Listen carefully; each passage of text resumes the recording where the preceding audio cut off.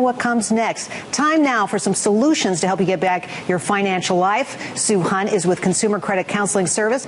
All right, well, we know that one of the big downfalls of foreclosure, of course, is what happens after, the taxes that can accrue. How does this happen?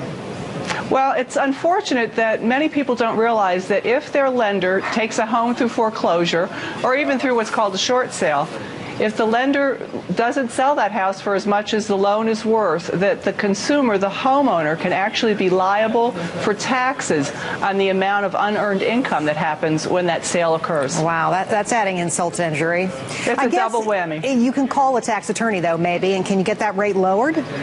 Well, there's a couple things that we might suggest that you do. Is first of all, if you're facing foreclosure, never just walk away from that transaction. Even if that foreclosure happens, and even if there might be a tax liability, it's a good idea to check back with your lender to look over the paperwork to make sure that all those numbers were correct.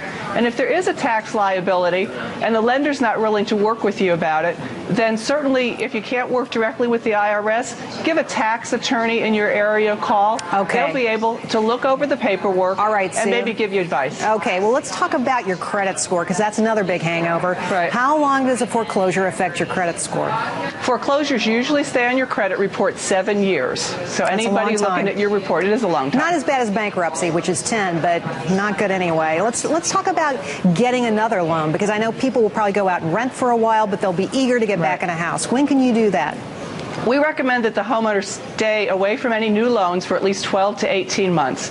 The first and most important thing the homeowner can do during that length of time is to take a look at their credit reports and to work to improve their credit score, which has probably been pretty badly damaged. Yeah, you bet. Okay, well, let's talk about, some people think if I close some of my credit cards, it'll help, but not necessarily, right?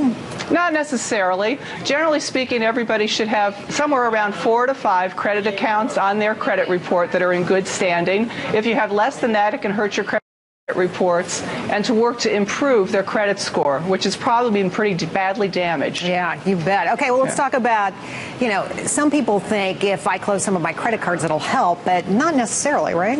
Not necessarily. Generally speaking, everybody should have somewhere around 4 to 5 credit accounts on their credit report that are in good standing. If you have less than that, it can hurt your credit score, and if you have more than that, it can hurt your credit score. Yeah, there's no reason to go out and open a bunch of credit cards, that's for darn sure. Okay, let's talk a little bit about the relationship with foreclosure and credit cards, because it seems like the credit card issuers know all about you. Will they jack up your rate after foreclosure? It's not unusual for your credit card companies to look at your credit report every couple of years, and if they see a blip on your credit report like a foreclosure, it is often the case that they will increase the interest rate on your cards. Wow, that's not good news. Sue Hunt, thank you for helping us out. Lots of great information as always.